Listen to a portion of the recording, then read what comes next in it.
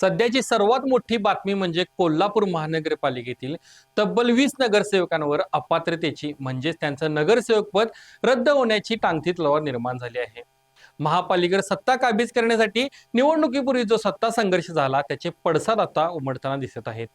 आता महत्त्वाचा प्रश्न उपस्थित होतो तो म्हणजे जर या 20 नगरसेवकांचे पद गेले तर कोल्हापूर महानगरपालिकेमध्ये थेट सत्तांतर होऊ शकते का आणि यामागे कोणती राजकीय आणि कायदेशीर कारणे आहेत.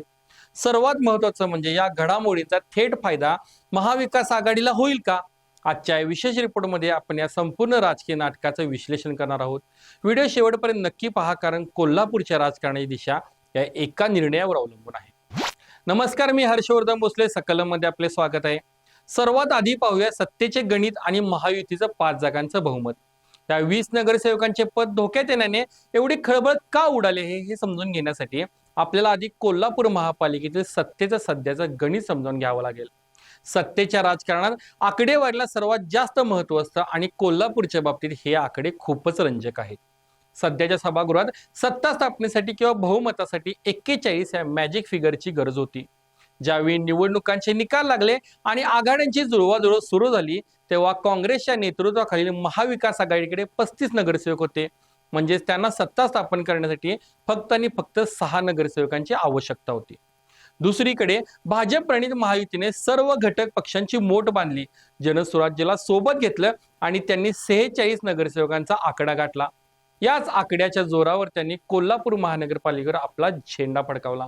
महाविकास आघाडीला जशी सत्तेसाठी फक्त 6 नगरसेवकांची गरज होती तशीच महायुतीकडे बहुमतापेक्षा फक्त 5 नगरसेवकांची लीड होती.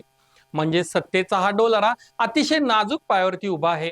जर महायुतीचे 5 किंवा त्यापेक्षा जास्त नगरसेवक कमी झाले तर त्यांची सत्ता थेट अल्पमतात येईल आणि नेमका हाच धोका आता या 20 नगरसेवकांच्या संभाव्य अपात्रतेमुळे निर्माण झाला आहे. ज्या लीडच्या भरोश्यावर महायुती निर्धास्त होती त्या लीडला आता मोठा सुरुंग लागण्याच्या हालचाली सुरू आहेत. आता पाहूया मग ठिणगी पडली कुठे. कोणत्याही मोठ्या वादाची सुरुवात एका छोट्या ठिणगीने होते. या संपूर्ण प्रकरणाची सुरुवात झाली ती प्रभाग क्रमांक 9 मधील भारतीय जनता पक्षाचे नगरसेवक विजय सिंह उर्फ रिंकू वसंतराव देसाई यांच्या जात प्रमाणपत्राच्या वादातून. रिंकू देसाई हे नुकत्याच पार पडलेल्या निवडणुकीमध्ये दणदणीत मताधिक्य घेऊन निवडून आले होते. मात्र त्यांनी निवडणूक अर्जासोबत जोडलेला कुणबी जातीचा म्हणजेच ओबीसी प्रवर्गाचा दाखला जात पडताळणी समितीने नुकताच अवैध ठरवला. जात पडताळणी समितीच्या या धक्कादायक निर्णयामुळे रिंकू देसाई यांचे नगरसेवक पद तातडीने रद्द होण्याची दाट शक्यता निर्माण झाली. सत्ताधारी महायुतीसाठी हा खूप मोठा राजकीय झटका होता. पण हा फक्त एका नगरसेवकापुरता मर्यादित राहिलेला नाही. कोल्हापूर जिल्हा परिषदेत यादी महेश पाटील, गडिंग्लजचे नगराध्यक्ष महेश तुर्बतमठ किंवा आजरा पंचायत समितीच्या जयश्री गाडे यांच्यावरती जशी दाखले अवैध ठरल्याने कारवाई झाली तसाच हा पॅटर्न आता थेट कोल्हापूर महानगरपालिकेला धडकलाय. एका नगरसेवकाचा दाखला अवैध ठरल्याने राखीव जागांवरून निवडून आलेल्या इतर सर्व नगरसेवकांचे धाबे दणाणले आहेत. आता मुख्य प्रश्न असा निर्माण होतो की अचानक या 20 नगरसेवकांना ही अपात्रतेची टांगती तलवार का आली. यामागे केवळ राजकीय कट कारस्थाने आहेत की भक्कम कायदेशीर कारणे. स्थानिक स्वराज्य संस्थेच्या कायद्यानुसार नगरसेवकांचे पद जाण्याची प्रामुख्याने काही ठराविक कारणे असतात. ज्यांच्या कचाट्यात हे नगरसेवक अडकले आहेत यामागची प्रमुख कारणे खालीलप्रमाणे आहेत. सर्वात पहिलं म्हणजे जात वैधता प्रमाणपत्र म्हणजेच कास्ट व्हॅलिडिटी सर्टिफिकेट वेळेत सादर न करणे. राखीव प्रवर्गातून निवडणूक लढवणाऱ्या उमेदवारांना निवडून आल्यानंतर एका विशिष्ट मुदतीमध्ये म्हणजे 6 महिने किंवा 1 वर्ष या कालावधीमध्ये आपले जात वैधता प्रमाणपत्र निवडणूक आयोगाकडे किंवा पालिका प्रशासनाकडे सादर करणे बंधनकारक असते. या मुदतीत प्रमाणपत्र न दिल्यास सर्वोच्च न्यायालयाच्या कडक मार्गदर्शक तत्वानुसार त्यांचे पद आपोआप रद्द होते. या 20 पैकी अनेक नगरसेवक या तांत्रिक अडचणीत अडकल्याची माहिती समोर येत आहे. दुसरे कारण आहे म्हणजे पक्षांतर बंदी कायदा आणि पक्षादेशाचे उल्लंघन करणे.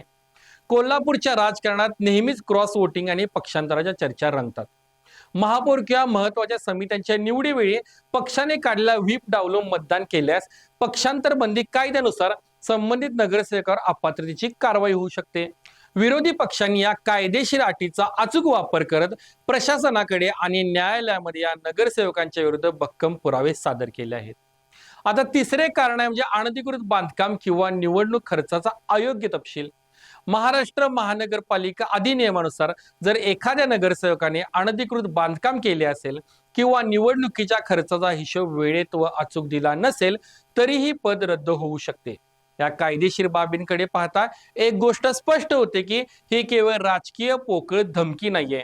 या प्रकरणातील कागदपत्रे आणि कायदेशीर प्रक्रिया इतकी प्रगत टप्प्यावर पोहोचलेली आहे की प्रशासनाला किंवा न्यायालयाला कठोर निर्णय घेणे भाग पडू शकते. मग याचा कोल्हापूरवर काय परिणाम होणार? जर हे 20 नगरसेवक अपात्र ठरले तर कोल्हापूरच्या राजकीय वर्तुळात काय भूकंप होईल ते पाहूया. सर्वात पहिला म्हणजे महाविकास आघाडीची सुप्त रणनीती. जसं आपण मगाशी पाहिलं, काँग्रेस आणि मित्रपक्षांकडे 35 नगरसेवक आहेत. त्यांना फक्त 6 नगरसेवक हवे होते. महाविकास आघाडीचे स्थानिक नेते विशेषतः आमदार सतेज पाटील या संधीची वाट पाहत होते. 20 नगरसेवक अपात्र ठरले तर त्या प्रभागामध्ये पोटनिवडणूक होईल आणि महाविकास आघाडी पूर्ण तयारीने पुन्हा कोल्हापूर महानगरपालिकेमध्ये सर्वात मोठा पक्ष म्हणून निवडून येण्यासाठी कोणतीही कसर सोडणार नाही. दुसरं म्हणजे महायुतीचे मोर्चे बांधणी. नगरसेवक पद धोक्यात येण्याचा सर्वात पहिला धक्का बसला तो भाजप प्रणित महायुतीतील प्रभाग क्रमांक 9 चे नगरसेवक रिंकू देसाई यांच्या स्वरूपात. यामुळे महायुतीमध्ये अस्वस्थता पसरणे साहजिकच आहे. यापुढे राजकीय कुरघोडीत महायुतीच्या कोणत्याही नगरसेवक पदाचा राजकीय बळी जाऊ नये यासाठी त्यांनी पक्की मोर्चे बांधणी करण्यास सुरुवात केलेली आहे. तिसरं म्हणजे वर्चस्वाची लढाई. कोल्हापूरचे राजकारण हे नेहमीच गटातटाचे राहिले आहे. महानगरपालिकेची सत्ता ही फक्त शहराच्या विकासासाठी नाही तर आगामी विधानसभा किंवा लोकसभा निवडणुकांसाठी नेटवर्क उभे करण्यासाठी अत्यंत कळीची मानली जाते. त्यामुळे ही सत्ता टिकवणे महायुतीसाठी प्रतिष्ठेचा प्रश्न आहे तर ती खेचून आणणे महाविकास आघाडीसाठी अस्तित्वाची लढाई आहे. आता सर्वात महत्त्वाचा प्रश्न म्हणजे पुढे काय होणार? या राजकीय नाट्याला कोणते 2 संभाव्य मार्ग आहेत. पहिला मार्ग म्हणजे न्यायालयीन स्थगिती किंवा स्टे ऑर्डर. महायुती तसेच महाविकास आघाडीचे नेते शांत बसणार नाहीत. ते तातडीने उच्च न्यायालय किंवा सर्वोच्च न्यायालयामध्ये धाव घेतील आणि या अपात्रतेच्या कारवाईवर स्टे म्हणजे स्थगिती मिळवण्याचा पूर्ण प्रयत्न करतील. दुसरा मार्ग म्हणजे पोटनिवडणुका म्हणजेच बाय इलेक्शन्स. जर कारवाई झालीच आणि 20 जागांचे पद गेले तर राज्य निवडणूक आयोगाला या 20 जागांसाठी पोटनिवडणुका घ्याव्या लागतील. ही कोल्हापूरसाठी एक मिनी महानगरपालिका निवडणूक ठरेल.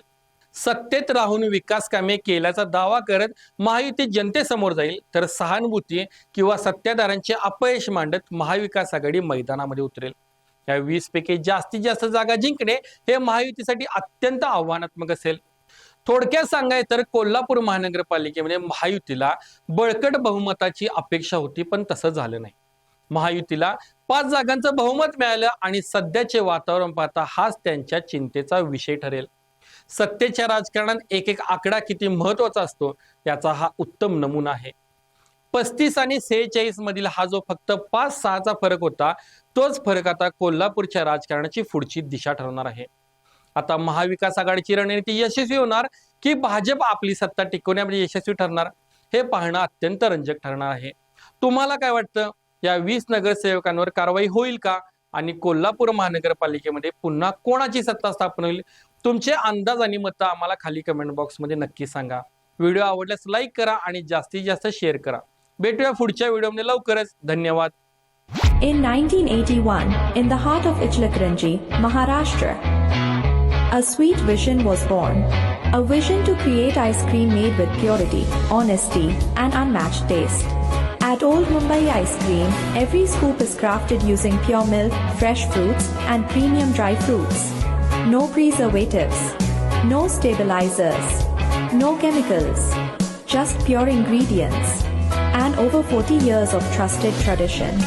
From a humble beginning in Ichilkaranji, today we proudly serve through 70+ outlets across India, 8 outlets in Dubai, UAE, and 1 outlet in Qatar.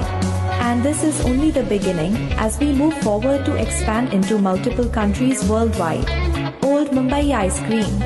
Since 1981, a legacy of purity, taste, and trust.